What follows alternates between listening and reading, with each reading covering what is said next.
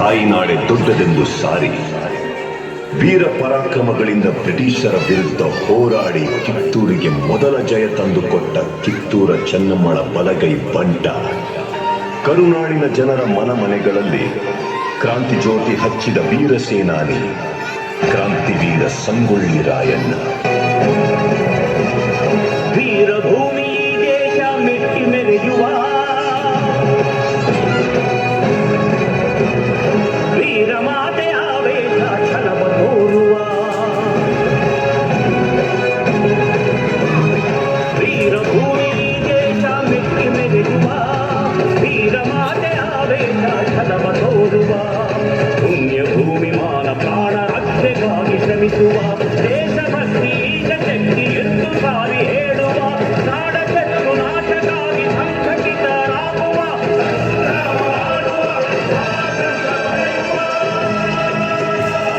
ವೀರಭೂಮಿ ದೇಶ ಮೆಟ್ಟಿ ಮೆರೆಯುವ ವೀರಮಾತೆ ಆವೇಶ ಛಲವ ತೋರುವ ಕರುನಾಡ ಸಿಂಹಗಳೇ ಕೆಚ್ಚೆದೆಯ ಕಲಿಗಳೇ ಈ ಭೂಮಿ ಸೀಮೆ ಎಂದೆಂದು ನಮ್ಮದೇ ಕರುನಾಡ ಸಿಂಹಗಳೇ ಕೆಚ್ಚೆದೆಯ ಕಲಿಗಳೇ ಈ ಭೂಮಿ ಸೀಮೆ ಎಂದೆಂದು ನಮ್ಮದೇ.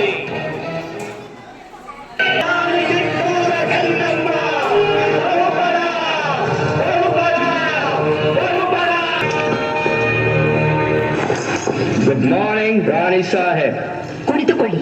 Thank you thank you. ವಿಷಯವೇನೆಂದು ಕೇಳಿ ಮಹಾಮಂತ್ರಿಗಳೇ. ಸಾಹೇಬರೇ, ತಾವು ಬಂದ ವಿಚಾರ ತಾಯಿಯವರಿಗೆ ತಿಳಿಸಿ. ನೀವು ಮಂಡ್ರು ಒಪ್ಪಂದದ ಪರುಕಾರ ಕಪ್ಪವನ್ನು ಕೊಡುತ್ತಿಲ್ಲ ಯಾಕೆ? ಕಪ್ಪ? ನಾವು ನಿಮಗೆ ಕಪ್ಪ ಕೊಡಬೇಕೆ?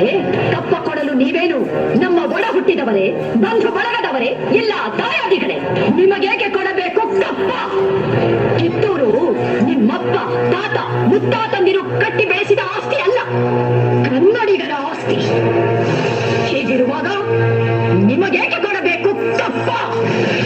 ನೀವೇನು ಕಿತ್ತೂರನ್ನು ಕಟ್ಟಿದವರೇ, ಬೆಳೆಸಿದವರೇ, ಕಿತ್ತೂರಿನ ಸುಖ ದುಃಖಗಳಲ್ಲಿ ಭಾಗಿಯಾದವರೇ. ನಿಮಗೇಕೆ ಕೊಡಬೇಕು ಕಪ್ಪ?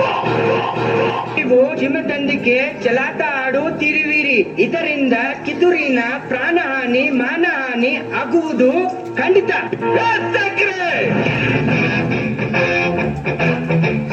ಕನ್ನಡಿಗರ ಮಾನಾಭಿಮಾನ ನಿನ್ನಂತ ಕಚ್ಚಿನಾಗಿ ಗೊತ್ತೈತಿ. ಇದು ಕೆಚ್ಚದ ಕಲಿಗಳ ಬೀಡೈತಿ. ಅಂಜಿಕೆ ಎಂಬುದರಿದಿರ ನಾಡೈತಿ. ಕಿತ್ತೂರು ದೇಶಾಭಿಮಾನ ಸ್ವಾಭಿಮಾನದ ಗೂಡೈತಿ. ಇಂಥ ನಾಡ್ಗ ನೀನ ಜೀವ ಬರ ತೋರಿಸ್ತಿ.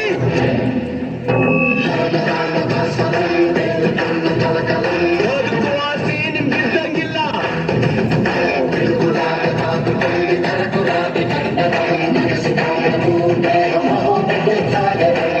ನಿಮ್ಮನ್ನು ಉಳಿಸೋಸಿ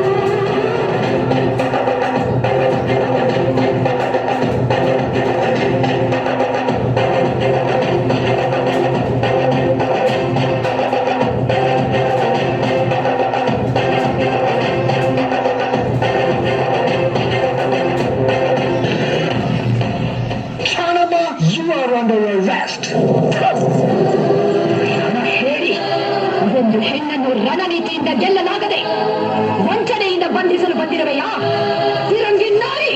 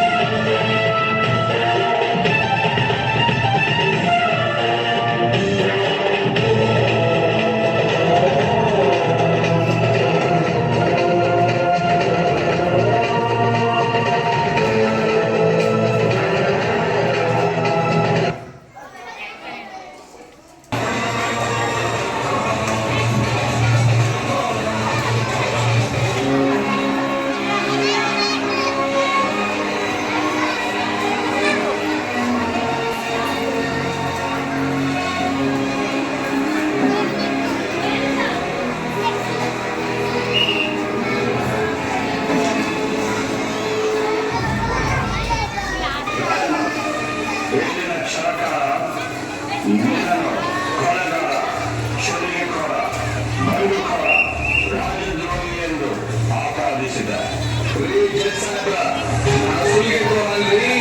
ಸ್ವಾತಂತ್ರ್ಯ ಹೋರಾಟಗಾರ ನಾನು ಸುಲಿಗೆ ಮಾಡಿದ್ದು ನನ್ನ ದೇಶದ ಕೊಲೆಗಾರಲ್ರಿ, ಸಾಮಾನ್ಯ ವಾಲಿಕಾರ. ಆದ್ರೆ ನಾ ಕೊಂದಿದ್ದು ದೇಶದ್ರೋಹಿಗಳನ್ನ. ತಪ್ಪೆಜ್ಜೆ ಇಟ್ಟು ತಪ್ಪು ಮಾಡಿ ಆದೇಶ ನೌಕರಿ ಕಟ್ಟಿ ಸಮಾನ ಪ್ರತಿರೋಧ ಗಳಿಸಿ ಗಾಯನನ ಉಳಿದ ಸಹಾಯಕರಾದ ನಾಯಕ ಬಸವಲಿಂಗಪ್ಪ, ಕರಿಬಚ್ಚಪ್ಪ, ಭೀಮಪ್ಪ, ಕೆಂಚಪ್ಪ ಮತ್ತು ಅಪ್ಪಾಜಿ ನಾಯಕರಿಗೆ ಗಲ್ಲು ಶಿಕ್ಷೆ ವಿಧಿಸಿದೆ. ಈ ಅಪರಾಧಗಳಿಗೆಲ್ಲ ಮುಖ್ಯ ಕಾರಣಕರ್ತನಾದ ರಾಯಣ್ಣನನ್ನು ರಾಜದ್ರೋಹಿ, ದಂಗೆಕೋರ, ಅಪರಾಧಿ ಎಂದು ಪರಿಗಣಿಸಿ 26/1/1931 ಗಲ್ಲು ಶಿಕ್ಷೆಗೆ ಗುರಿ ಮಾಡಬೇಕೆಂದು ನ್ಯಾಯಾಲಯವು ಆಜ್ಞೆ ಮಾಡುತ್ತಿದೆ.